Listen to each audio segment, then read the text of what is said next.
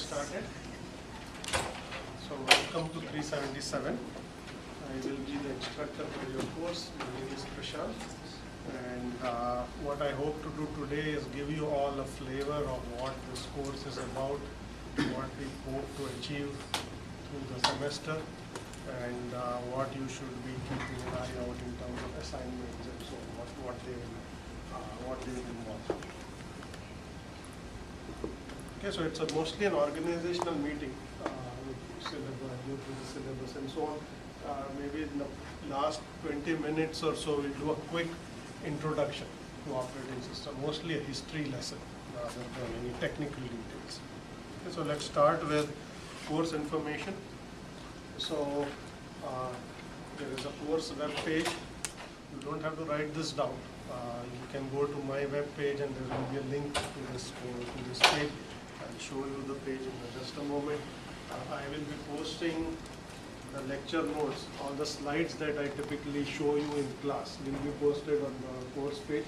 Typically maybe half an hour before the lecture. If you want to print those notes and bring them to class, you can. Okay. The course is being recorded, so I will put up at least audio and most probably also video lectures. Okay. This is not a reason to not come to class. Okay. It's a reason to get more out of this class, so you can go back, review material and so on. Okay. All of that will be available on the web page. There is also a Moodle page for the class. I don't know if you've heard of Moodle. It's the system that is replacing the old Spark system. It's called Moodle. There is a page on that system. That's where we will be asking you to turn in all of your work. So typically you will not hand in any paper copies. Any homeworks you will turn in there, any assignment code you will upload there. This way everything is tracked, nothing gets lost. Okay, and you will have, you will be getting your grades on Spark, not Spark, but it's now called Moodle. On Moodle as well, I'll show you the Moodle page also in just a moment. Okay, that's my email. This is what you can always use to send me questions about the course. There's also a discussion forum on Moodle that I will show you as well. Okay. TA for this course is Sean. Sean is right here. He is going to also have office hours. He is going to be your primary resource for the lab component of the course. Okay. It's a 4-credit class, the substantial programming and lab component. Sean is going to be leading the discussion section where you will get lots of help and information about the lab component. And he is the primary person you go to when you have problem. You can always come to me, of course, but he is going to be spending quite a bit of time with you on the programming assignments and whatnot. Okay. There is also a discussion section that's held on Wednesdays from 1:15. Sean, is it 1:10 or 1? I think it's 1:10. 1:10 to 2:10 or 2:15, something like that. And 1:25. 1:20. Excuse me. So 1:25. It's a 1 hour, 50-minute discussion section. It's in eLab 304, not in this class. Okay. There will be a discussion section tomorrow. Okay, just to get you guys started off, and you are required to go to the discussion section because almost every week we are going to do a brief quiz. Okay? The quizzes will be graded. There's not a whole lot of credit, but there's a little bit of credit. So there's some incentive for you to go to the discussion. And basically we will be reviewing material you do in the lectures. So you will do problem solving there. You will learn more about programming assignments, get help and so on. Okay? So don't just think that it's sufficient to come to the lectures and not go to the discussion section. There's a good reason to go there. You will learn a lot more. Okay? And get a lot more out of this class. Okay? There are seats back there. Okay. So there's a prerequisite for this course, which is ComSci 230. I presume most of you have taken this class already. If you have not, please come talk to me at the end of the lecture. Typically, you won't be able to get into this course if you haven't taken 230 already. Okay.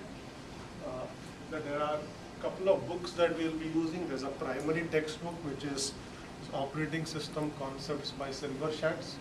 It's the same book that has been used for this course for a number of years. It is now in its 8th edition. Okay. Feel free to If you get a used 7th edition, which is cheaper, feel free to buy that. There's not a whole lot of difference. Okay, they keep coming out with new editions just so that they can keep the price high, but the material is not very different.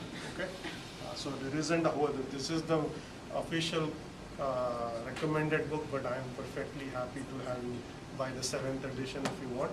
I'll have a couple of these copies also in the library as reference copies if you don't want to buy the book and just want to get by going to the library, that's fine too. Okay. There are a couple of other books that are useful, and one is this Operating Systems in Depth. It's a little more systems oriented book. There's more programming focus in this book. The Silberscheidt book focuses more on concepts. This one is a bit more systemsy. It's more of a reference book. You don't have to buy this. I will also have copies of this in the library. Occasionally I may use material from this book. If I do that, I will hand out some photocopies because we won't use it extensively. You don't have to buy it. Okay. There's a third book that's also useful, which is Modern Operating Systems by Tannenbaum. Again, same thing. You don't have to buy it. I have reference copies in the library. But between these three, I think we can get one. Okay. So if you just need to have one book, this is the one to get. Okay, the Silberscheidt. Okay, as far as course requirements go, there will be homeworks, programming assignments, and exams. Okay, I have put 6, but we may do anywhere from 4 to 6 homeworks, and some quizzes in the discussion section. Collectively, that will be 15% of it. And the homeworks are not going to be heavy duty. They're just a means to ensure that you keep up with the course. So they make you read the material so that you can answer some question. Otherwise, you only come to the book when it's time for the midterm. Okay, we don't want to do that. We want you to keep up as we go along. Okay, so it's 15%, 3 to 4 programming assignments. I put 4, but depending on how it goes, it may be either 3 or 4. Okay, and that's a substantial component of the course. 45% of the total grade. There will be 3 exams, 2 midterms and a final. That's around 40% of the grade. Okay. So as you can see, there is quite a bit of work involved. It's a 4-credit course, so you have to expect that the amount of work that you put into the course is a little more than a typical 3-credit course. Okay. And are there any questions here before I move on to some of the policies? So there are late policies that we have put up in the syllabus as a policy on cheating and whatnot that you should all be aware of. Please go read it. I'll come back to the policy on cheating because there's a small assignment there that you have to do today. Okay. But let me talk about the labs in a little more detail. So there is a Ed Lab, as you probably know. There are machines there that you can use to do the assignments. If you have your own machine, which is very likely, you are welcome to use that. You don't have to go to the Ed Lab. Okay? All of the submission is electronic, so you can pretty much get by not visiting the Ed Lab if you plan to use your own laptop, okay, to do the work. Okay? Do go to the discussion section because that's where a lot of the information about the assignments will be given out. Okay? Programming assignments. Okay? As far as office hours are concerned, my office hours will be immediately before class in my office, which is in this building, room 336. You can always come see me at other times, but I request the courtesy of at least an email so that I can tell you if I'm busy with a meeting or some such thing. Okay? Sean will also have office hours on Mondays and Fridays. Right? Do you have times yet? Yeah. Oh, no, I don't have time. So we will announce the times. So I will have office hours on Tuesdays and Thursdays. Sean will have office hours on Monday and Friday. So 4 of the 5 days of the week, there is someone available to help you. Okay? Wednesdays are the discussion section, so you can get help into the discussions. So there's plenty of help available if you need it. Okay? So to make use of it, typically nobody comes to office hours until it's time for the exam. Okay? So if you want to come see me or Sean, please do so. You'll get more out of the course. Already mentioned programming projects, 45%. As a late policy, typically we don't accept late assignments. Since everything is submitted online, we can track and the system will cut you off. Okay? So we basically put in a deadline and you won't be able to submit. Okay? And There are exceptions to this which include medical emergencies, family emergencies and so on, and those are spelled out in the syllabus. Okay. Projects, the programming assignment which you also call projects, will be in Java. So that's what we have been doing for a number of years. Until recently, I think the course has gone back and forth between using standalone programming assignments and using this system called Nachos. I have taught both flavors of the course. This time around I may do a little bit of both. The Nacho system is a toy operating system written in Java. Doing programming assignments in Nachos helps you understand some of the details, but we see that students find it hard to use because it's a large system. Programming large system and making minor modifications and having problems is not always easy to deal with. So what we will do is probably have one of the 3 or 4 assignments in Nachos, which is where we can go into the nitty-gritties and learn a little bit about what operating systems are like underneath. Okay? The others will be more standalone assignments, where you don't have to go and muck around with somebody else's code, you do your own code as far as the assignment is concerned. Okay? But everything will be in Java. Okay? Is there any comments or questions about the assignments? Of course, we will give out the assignments as we go along, and they will reflect what we are doing in the lectures. Okay? There will be one assignment on processes and threads. That's the first main component of the course. There's going to be one on either memory management or file system, most likely on file systems. And then there will be one on distributed systems. That's the last component of ours. Okay, that will be a new assignment that I'm still designing, but it might have some elements of cloud computing and things like this, which you may have heard of. Okay? Those are nice concepts to know, and there's no better way to learn them than by doing something. Okay? So that's the assignments. As far as plagiarism is concerned, as I mentioned, there's a strict policy on cheating. Okay, so it's all spelled out. I'm not going to go into all the gory details, but there are some obvious things you should and shouldn't be doing. And just so that we know that you read it, what we would like you to do is take the assignment of plagiarism policy, sign it, and just upload it to Moodle. So this way you at least know how to upload your assignment to Moodle. And you won't come to me at 4:55 on a Friday saying Moodle is not allowing me to upload my files. Okay? So please do that, and so that way we know you have read it and you also know how to use it. Okay? As far as cell phones and laptops, your cell phones typically tend to go off during class. It's very annoying and distracting. So please try to put them on silent mode if you have to bring them to class. And as far as laptops and tablets go, we have had different policies. I know several of you have machines here right now. And some of you actually use it to do work, and some of you use it to do Facebook because you're bored. Okay? And that is incredibly distracting to others. So the typical policy is that we don't allow it during class. Okay? If you want to use it to take notes, you have to come talk to me, and I have to make an exception. The rule is that we won't do it. During discussions, you can always use it because we will be actually doing work sometimes on your laptops. Okay? But as far as lectures go, I think I would appreciate it if you actually don't have your laptops open, because I'm pretty sure your mind will drift off and you will distract not only yourself but others sitting around. Okay? This way you will get more out of the course, and basically so will your neighbors to sit around. Okay. Now, as far as the course itself is concerned, those are all the policies that we have with regards to the course. Actually, before I go into the topics, just want to show you 2 things. So that's the course page. That's the link that I just mentioned to you. It is going to be on my web page, so you can just go from there and you basically know it soon. Anyway, so the syllabus that I have been talking about is all spelled out in more details here. So do look at that and make sure you understand all of the policies and projects policies and so on. And then the other thing is the course schedule, which is not up yet.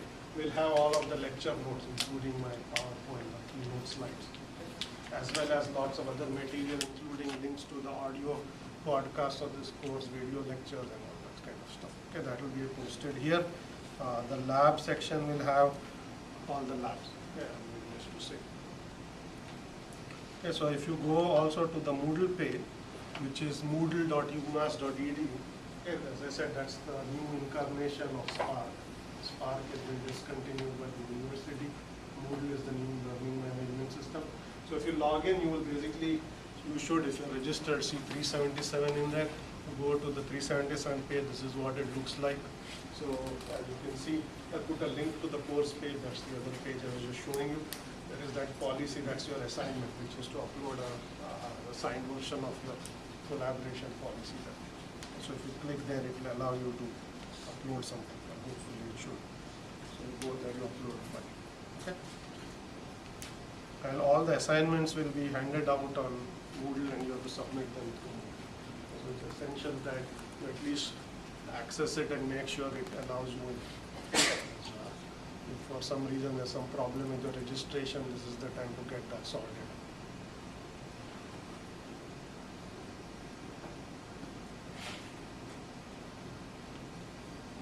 Any questions or anything else?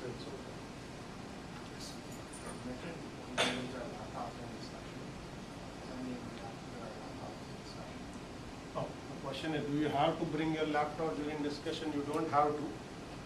If we require, because we are not assuming that every one of you will have a laptop, but we might sort of do some things that might help if you have the laptop with you, but it's not required.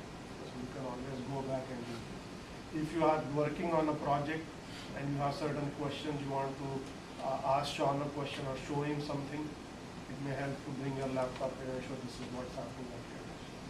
So it's not required. Okay, but that's the only place I think we will allow it because there are legitimate users there. That's all I can say. Any other questions? Okay. So as far as the course topics and outline are concerned, that's the order in which we are going to go through the course, the same order as in the textbook. So the first quarter of the course is going to focus on processes and threads, and that is going to include what is a process, what are threads, what is concurrency, some elements of synchronization. Some of this you must have gone through in 230, and we'll go through some more in-depth aspects of this material here, as it relates to operating system.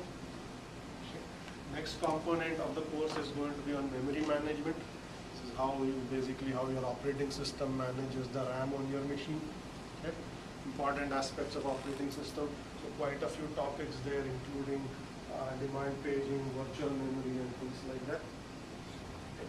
Third component is storage and file systems. Okay. This is where we look at how the operating system manages various storage devices. The primary one happens to be the hard disk on your machine, but there are many other storage devices, CD-ROMs, USB drives, SSD drives, and so on, solid state disks and so on. So we look at storage and file systems. Okay. The last component is distributed systems. This is basically what kinds of functionality an operating system provides you so that you can communicate, you or the applications that run on your machine communicate. Okay. Whether it's the web or email, practically any application that you use today are networked in some shape or form. There are some things that the operating system needs to do to enable that functionality. So we look at what the OS does as well as how the applications use the functionality. Okay. So 4 key components, each is going to take approximately a quarter of the course. Maybe some a little more and some a little less. Okay. So that's basically what the course is about.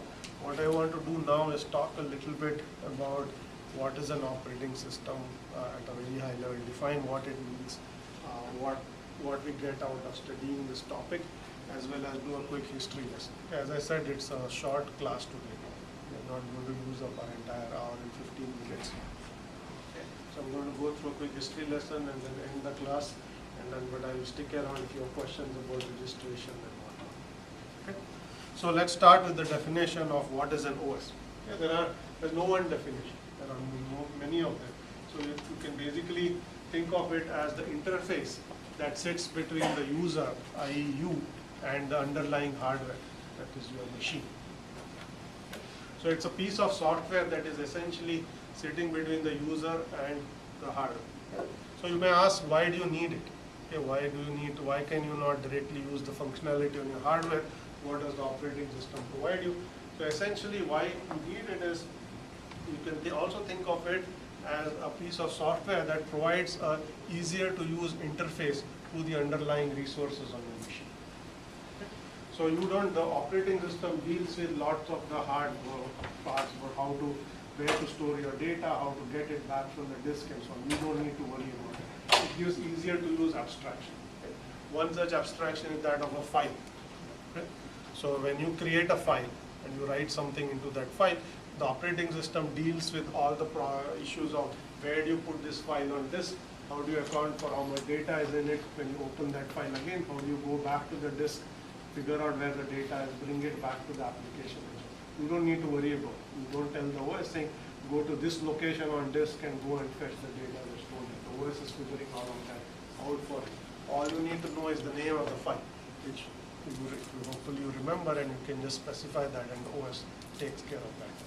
That is what I mean by an abstraction. Okay? That's what the operating system has done for you. It's made your life easier in some sense. Okay? There are many such abstractions that the operating system will provide. Okay? It allows you to run multiple applications or processes at the same time. It's something we call multi-program.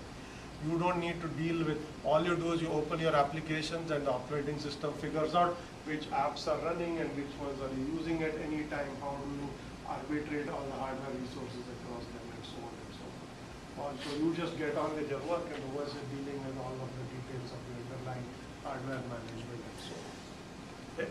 So it's essentially, so this abstraction is also can be thought of as what we call a virtual machine. Okay? And we'll come back to this concept of a virtual machine as we go along in this. So it's a virtual machine that is easier to program than the hardware. It provides easier to use abstractions than the raw hardware. Okay? So this is what Microsoft thinks what the operating system is, because an operating system in now when you talk about Windows or you talk about Mac OS or Linux for that matter, it's more than what we will actually look at. Okay? When we say operating system, we are actually referring to the operating system kernel. Okay? That's the smallest component that sits on top of the hardware. But there are lots of pieces that are layered on top of it, okay? That actually run in user space that are not part of the kernel. So when you talk about Windows or you talk about Mac OS X, there are lots of other pieces that come with what is now referred to as an operating system. But here we are only going to focus on the design of the operating system kernel, not all of the other pieces. There is a GUI component that allows you to interact using Windows and whatnot. Okay? So we are not going to look at the windowing system, for instance. We are not going to look at a whole bunch of other things that are outside the operating system. Okay? So we have to distinguish between, when we say OS in this class, we typically mean the OS kernel, not all of the pieces that go with it. Okay? And in some cases, even web browsers are considered to be part of the OS, but not in our view. Okay? So here is a picture that shows what I was just saying. So this is your raw hardware, that's your machine, that's your laptop, or it could be your tablet or your smartphone. Okay? The OS is a piece of software that's running on the bare bones machine. Okay? And then what applications and users see is the abstraction that the OS is providing. Okay? And lots of the details of the underlying hardware get hidden by the OS. You don't actually see it, you don't have to deal with it. Okay? The OS deals with it. Okay? So this makes your job of using the machine to do some useful task much easier. Okay? So it's the interface between the user and the architecture, implements a virtual machine abstraction that's easier to use, easier to program than the raw hardware. Okay? It also provides some illusions of being bigger, faster, and more reliable. Okay? The operating system can do interesting things for you. Okay? For one such thing is what is we call virtual memory. Okay? Your machine may have, let's say, 4 gigabytes of RAM. An operating system implements an abstraction called virtual memory, so applications don't see this limitation at all. Okay? You can start as many apps as you want. Even if the total size of the apps that are resident exceed the size of RAM, they still continue to run. Okay, so the operating system takes this physical limitation and removes it, okay, by using extra space on disk in this case. We'll come back to when we do memory management, we'll see how this virtual memory abstraction is. Okay. So what this has done is it's taken away some of the limitations that the hardware present, and it's giving an illusion as if there is no limit on RAM at all. You can start as many processes you want, start as many applications. It doesn't matter whether they're 1 gigabyte of RAM or 4, they continue to run. They may run slower, but they will run. If the operating system won't say, you used up your 2 GB of RAM, so I can't start up anymore. Okay? If you did not have this abstraction, then you would be limited by the size of RAM. The early versions of operating systems actually place this limitation. If you started too many apps, then you start one more, it will say, I can't start this because there is no RAM to start this app. Okay? Today, some smartphones still have these limitations. If you have iOS, it doesn't have virtual memory. You start too many apps, it actually goes and removes some of them that are running. If you actually look at the logs, you'll see some of these things happening in the manual. You are not aware of it because it hides this nicely and it doesn't make it look ugly, but this is what's happening. Okay? So it gives you illusions of being bigger, faster, and more reliable. When more reliable, you can actually have operating systems that can mask hardware faults, okay, by implementing interesting optimizations in software. Even if some pieces of the hardware fail, the machine as a whole may continue to run. So this is important in servers. Right? It may not be important for your laptop, but in servers that are running very important critical applications like whether it's Google or Amazon, you don't want the service to come down, but OS can provide interesting reliability optimization so that failure of any single piece of hardware doesn't bring the whole system down. Okay? We won't go into the reliability aspects of operating systems in this course. That is material for a graduate class in operating system.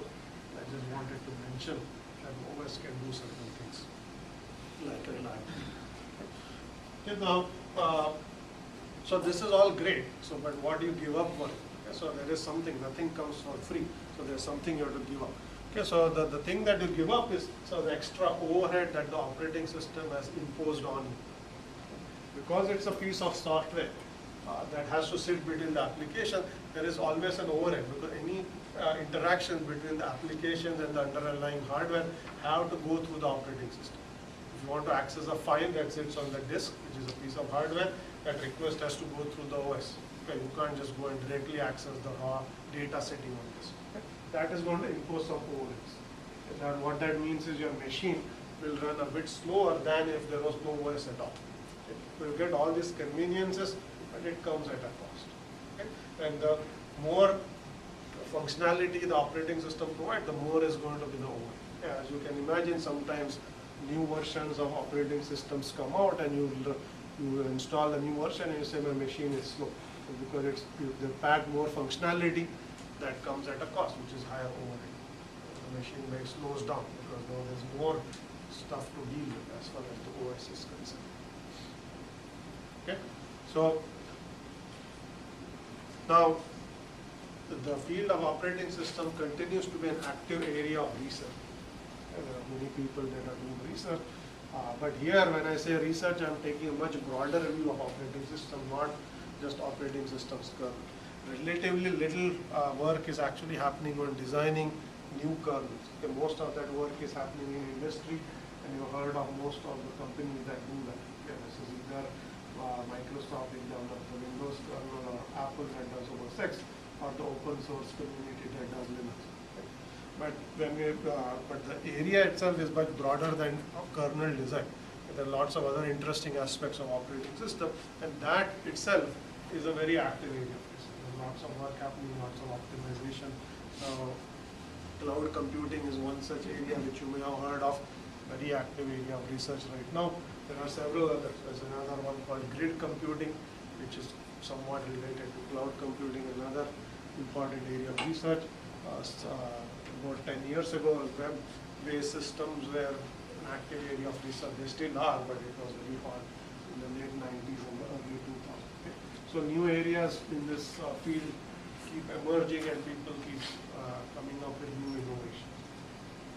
There are this whole class of devices called embedded devices which run very tiny kernels. There are very small devices, they run very small operating systems. That's another area of research.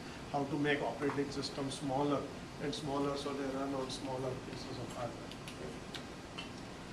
And then there is this whole open source movement that you probably have heard of, Linux being one of the main success stories there. There are many others, of course. We'll talk a little bit about Linux as we go along. So as far as OS features are concerned, there are several ways to think about what an operating system provides you. One way to think of it is it provides a set of services. Okay, the services allow you to do a variety of things. So there's a file service that allows you to access the storage. There is a virtual memory service that allows you to run application and it manages the RAM for you. There's a networking service that allows you to network with other machines, run distributed applications, there's time sharing and so on. So a variety of interesting services. We'll go through several of them in a lot more detail as we go. But the other interesting thing that we'll also look at is the issue of coordination. Okay? How does the operating system arbitrate between applications? If two applications want to do something at the same time, how does the operating system decide in what order things happen? And coordination is important in a variety of contexts, concurrency being one. Okay, if you actually, presumably, you all did some threads programming in 230. Yes? Okay.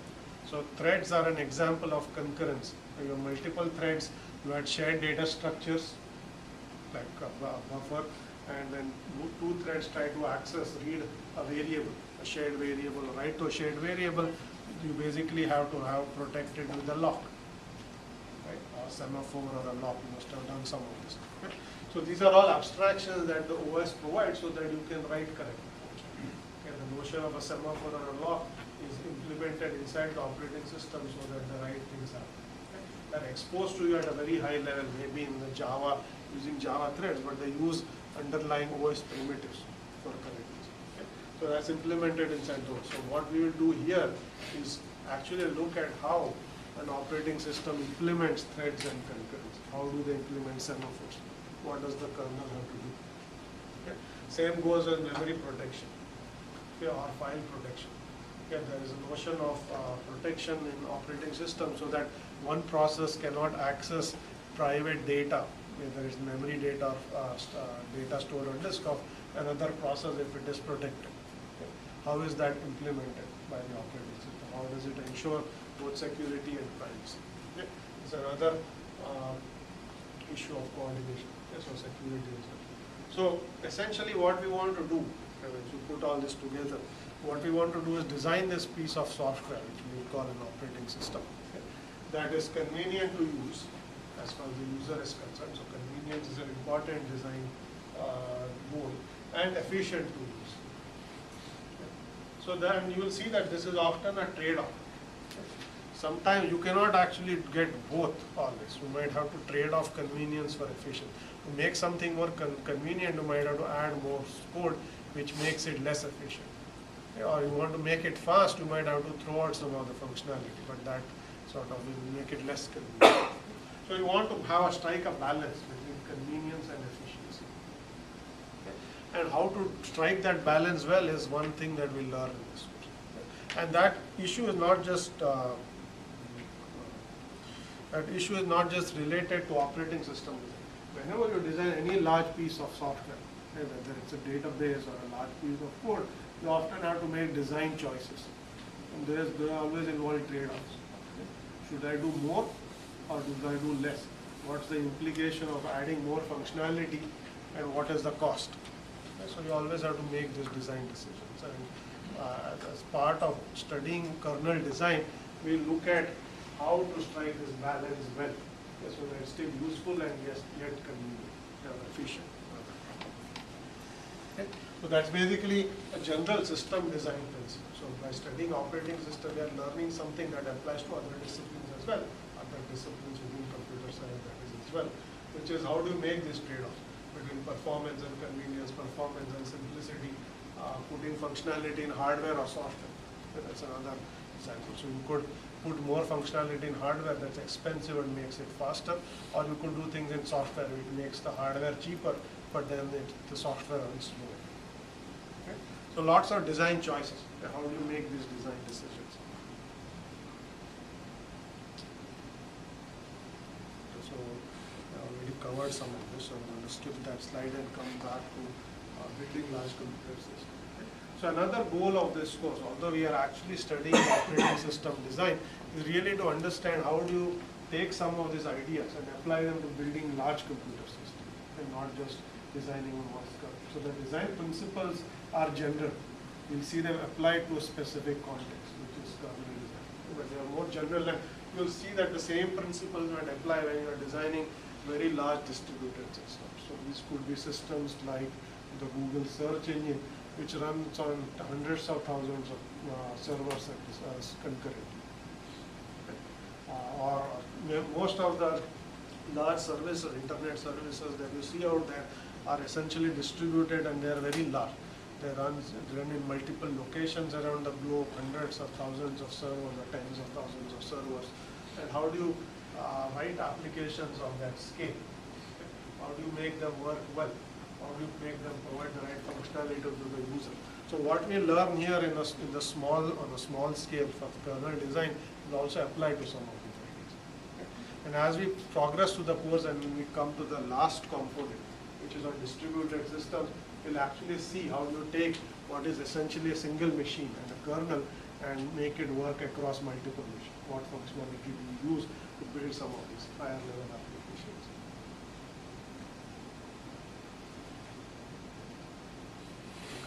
So with that quick background and definitions of what an operating system is and what does it do, we are going to go into a small history lesson, a quick history lesson of how operating systems have evolved. Okay, operating systems have been around since the early 60s. They were originally designed for mainframes. Okay? And as machines have evolved, so have the operating system kernels and the functionality that they provide to you. Okay? So the very early OSs that were out there, sort of saw in machines, were single user machines. Okay, so you had this thing called a mainframe. It was a very large piece of hardware, okay, probably the size of this room, okay, and probably had less compute power than what you have on your phone today. But that's what machines are capable of. Operating systems were very rudimentary. What they allowed you to do was one user would sit in front of that machine and program that machine, run a program. The program would compute and provide, spit out some output. And then the next user would sit there and then they would program and they would feed their program, run it and so on. Okay? So one user at a time, completely sequential. Okay? And the user was programming, meaning writing code. Essentially they used to have things called punch cards where you actually typed the program and you fed that thing, no keyboards. Okay, but when the user was programming, the machine was sitting there idle because there's nothing running on that machine. The user is still feeding his program into the machine. Okay? So that is very expensive, very large piece of hardware, costing millions of dollars, which only one user could use, and most of the time it was sitting there idle doing nothing because the user was actually writing the code to feed it to the machine. Okay? That's all that the operating system would do. It would accept user programs, it would run that program, it would provide the output, and then it would accept the next user program. Very simple kernels, not much functionality, but also very inefficient. Okay? Now, as you can imagine, if you want to make better use of that machine, one simple thing you could do is when one user is programming the machine, some other user is actually running their program. This way you are using the hardware. One user is feeding their code and data, and the previous user's program is actually running. Okay? That way you are basically doing computation and I/O both at the same time and making better use of all of the hardware on that machine. Okay, that's essentially called multi-programming. Okay, this is basically how operating systems evolved. But before you go into multi-programming, there was another concept that operating systems the designers came up with, which was called batch processing. Okay? In batch processing, what you did was rather than the user interactively typing their program into the computer, you basically took a stack of these and you fed them as a batch. Okay, they all went into the system, they all executed one after another, and all the output came. not at all interactive. So this is basically what is called batch. So you load a program, you run it, print the results, and you repeat, and you basically have a set of these programs queued up, ready to run. Okay, so you all fed them and you run one at a time, and you split the output.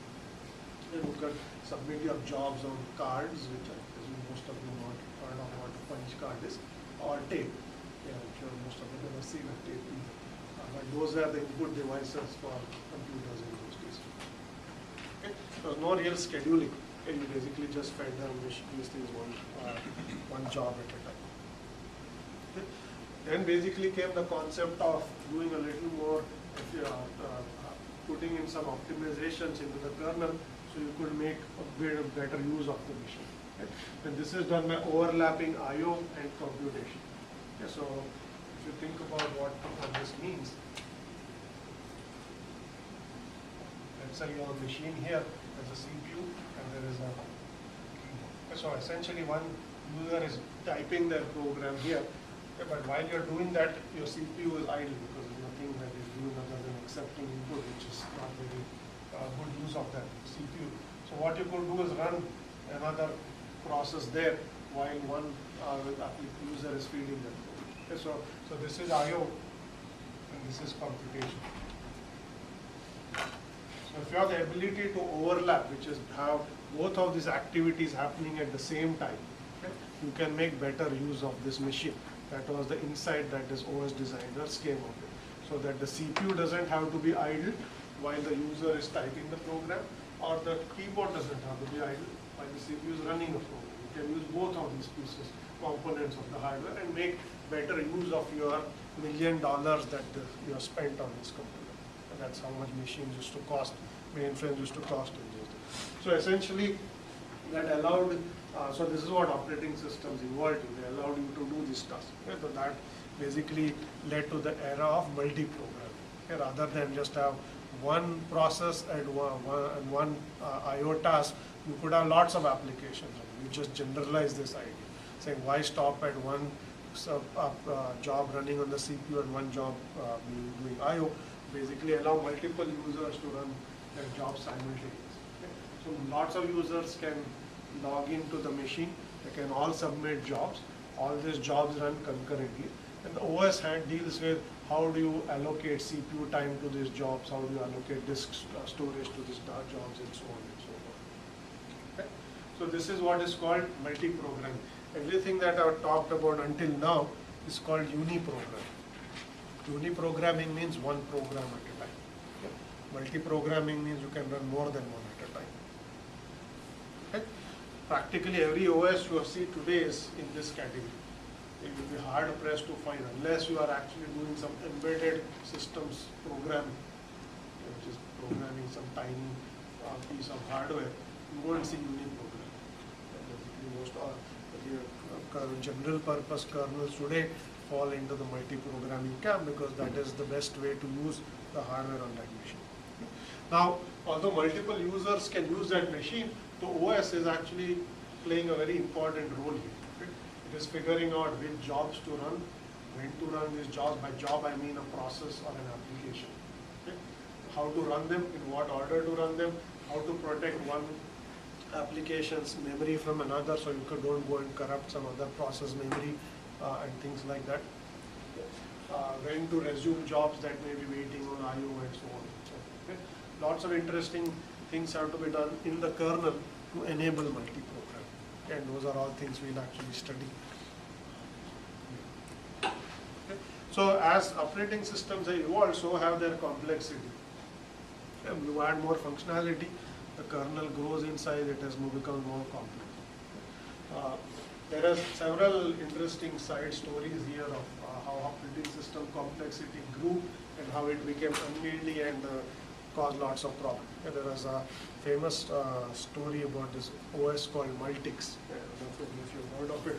This was an operating system that was designed in the 60s by GE with some help from They wanted to make this big operating system kernel that would have lots of functionality. Okay? They spent years and years and years and lots of people programming it. Okay? And the OS kernel became so large and so complex that it never worked at all. Right. so many bugs that nobody could get it to work. In the end, we basically just canned the whole project. And basically wasted many years of work, probably lots and lots of money, and they basically gave up on it. Okay? And the reason I'm saying this is they made bad design choices. Okay? They didn't strike that balance I was talking about between convenience and efficiency, okay? Or convenience and simplicity. They tried to make it too complex. Okay? And as a result, they couldn't even get it to work, let alone let their users get it to work. Okay? And they basically give up on the whole thing. Okay? But what came out of that exercise was the first Unix operating system.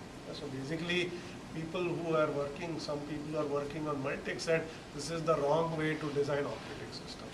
Rather than making it large and complex, let's make it small and simple. Okay?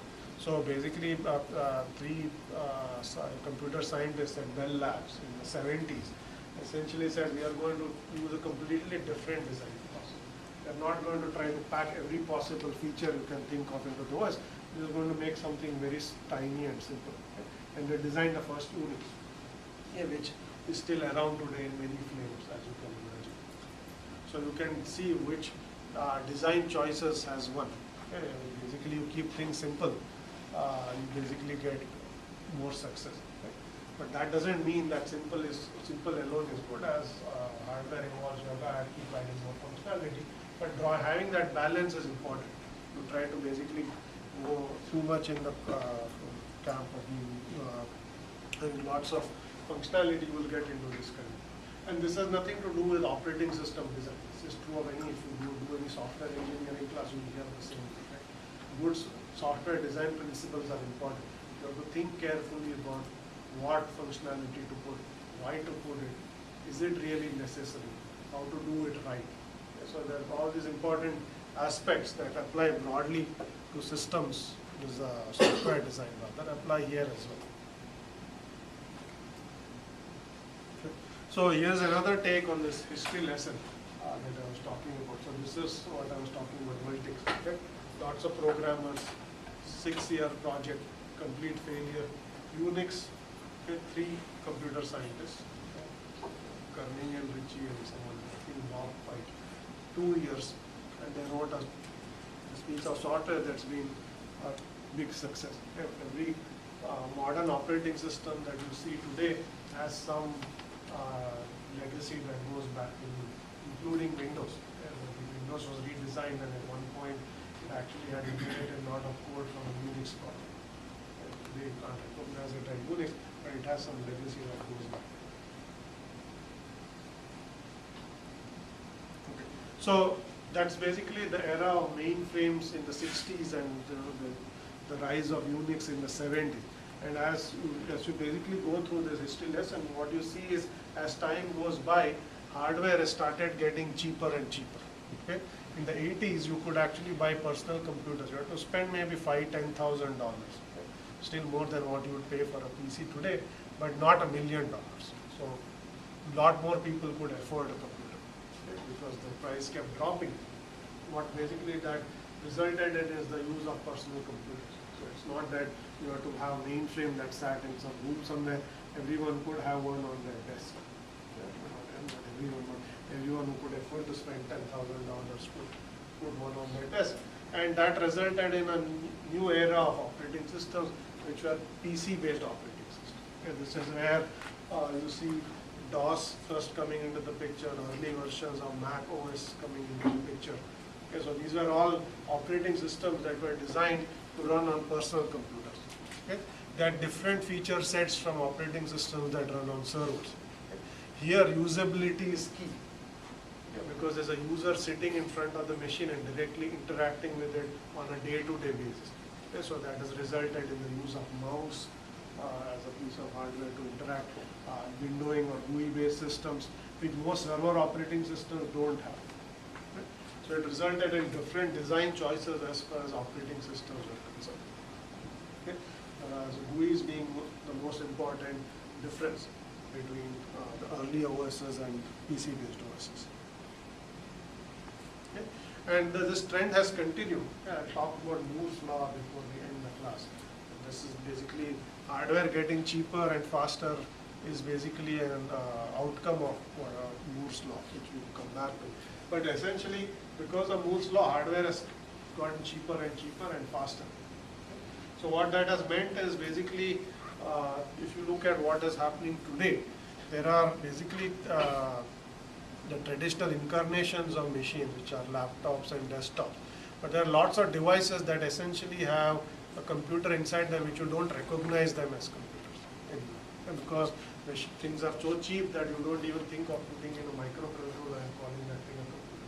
Right? So examples being your phone is a computer now, your car is a computer, because it has chips, it has actually as much horsepower as your laptop, probably more. Okay? Lots of devices you have in the home are computers. Your set-top box that the cable or the satellite provider gives as essentially running Linux. You go on a airplane, you have these entertainment systems that are on the seat.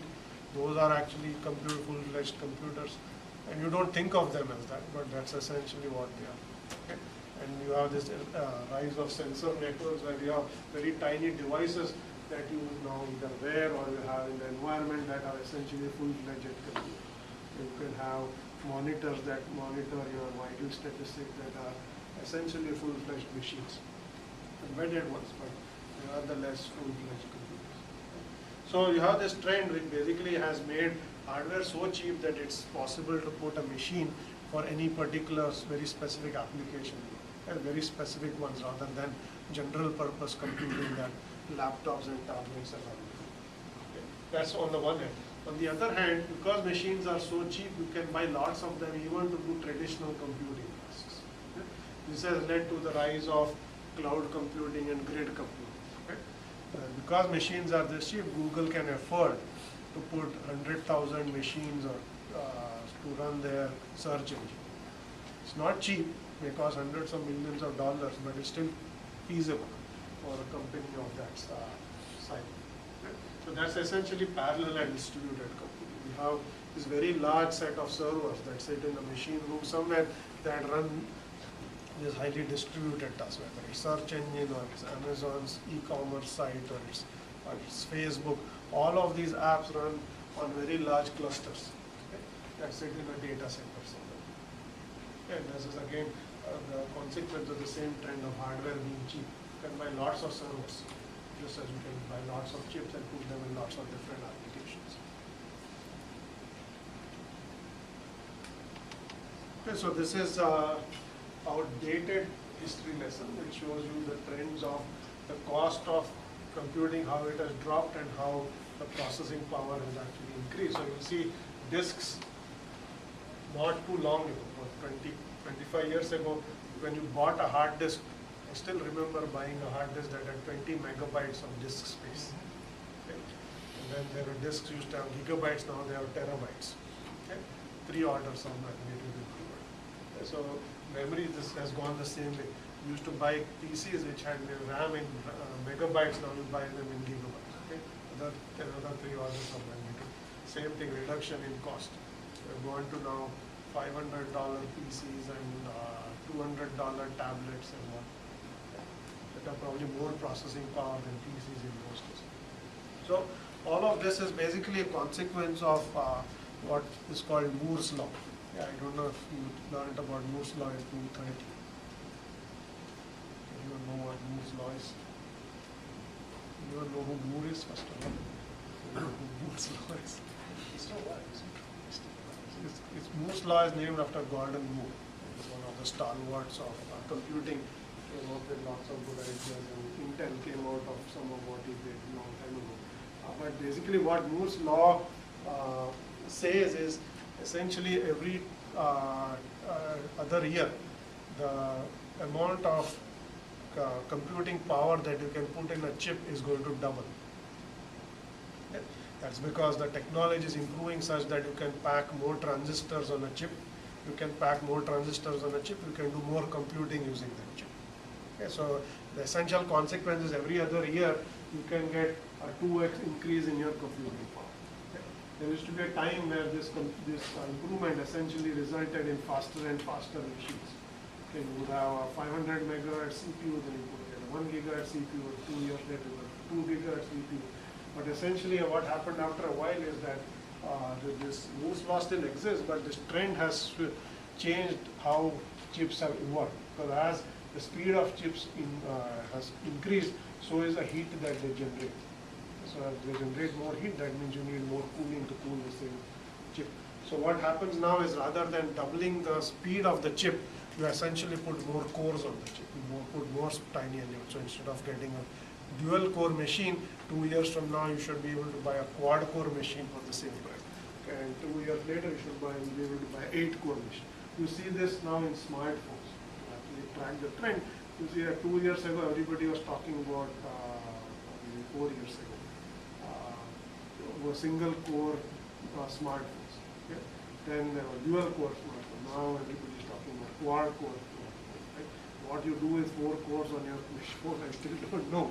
Only so many text messages you can send, but nevertheless, that's the trend. Okay? So that's basically a consequence of this Moore's law, something you should know. If you are a computer scientist, you better know what Moore's law is. Simplest way to state it is every other year, the amount of computational power on a chip is going to double because of technology trends that allow you to put more transistors on that chip. Okay, so this basically history lesson is saying, I mean, doubling every 2 years is an exponential increase. Okay, not a linear increase. It's an exponential. So 4 years from now, there's factor of 4 and 16 and so on. So whenever you have exponential growth, that results in really interesting consequences. So if you actually look at what has happened in the field of computing, there is essentially no parallel. Okay? Computing and communication are basically what you have seen because of Moore's law. Nothing else, that no other technology that humans have invented have actually gotten this exponential growth in improvement. Okay? It's essentially the only two fields, and you basically want to see what exponential growth does. If you want to basically see what zooming is, this is another visual way of figuring out what exponential growth does. So it is 1 order of magnitude. That same photo is here is 1 order of magnitude smaller. It's 2 orders of magnitude. So that's the dot there. Okay. So think of this picture as pixels and pixels as transistors. So you are packing more and more. So what you could do here is one generation has actually now gotten this. So you basically have this much more computation on this chip. So transistors are pixels. Here is 2 orders, and you have 3 orders, you have 4 orders. This is 5, 6, 7, this is 8, and that's 9. And that's what we have gotten in 40 years. So you can imagine what that means in terms of technology. Now, if you look at some of the research literature, it says Moore's law is running out of steam. It's not quite true, because what has actually happened, as I said, is you can always pack more computation, but you have to deal with heat issues. So it's how to deal with heat is the problem, not that you can pack more computation. So there have been different artifacts that people have developed, just multi-core computing and whatnot, as a result to deal with this question. Yeah, the other problem with that is like the size of batteries and trying to make that smaller too. Yes, so you have more computation, it requires you, if you are running devices that run on batteries as opposed to things that are plugged into the wall, you have to deal with battery life. Right? If every 2 years the thing has twice as much computing power, then it's going to require that much more juice. I think batteries haven't actually improved at the same time. This is another problem. You don't get batteries that are twice the capacity every 2 years. They have seen linear growth. This is why doing this design choices well is important. You can get quad-core Android phones 2-hour battery life. There's not much use because you can put a lot of computation, but if you don't have battery to run the phone, not good design choice. Okay? Not to mean that the Android is bad, I just mean that the hardware design choices there, they're bad. Okay? So in any case, I think there are lots of interesting hardware features that have come up with technology improvement, and what that has meant is operating systems have had to evolve. They haven't stayed the same. I mean, as you have more hardware improvement, OSs have evolved to have more functionality, sometimes do things that they couldn't do before, and so on and so on. So what we want to do in this course is essentially understand how to design these operating systems well, how to evolve them with new hardware choices, and we'll see some of that. In file systems, we'll see how file systems have evolved from traditional hard disk to solid state devices. What has changed as the hardware has changed and things like that. So that's where we will leave it for today. Okay, so we have 15 minutes to go. So I'll stick around. The class is done for today. If you have any questions about the course, come talk to me.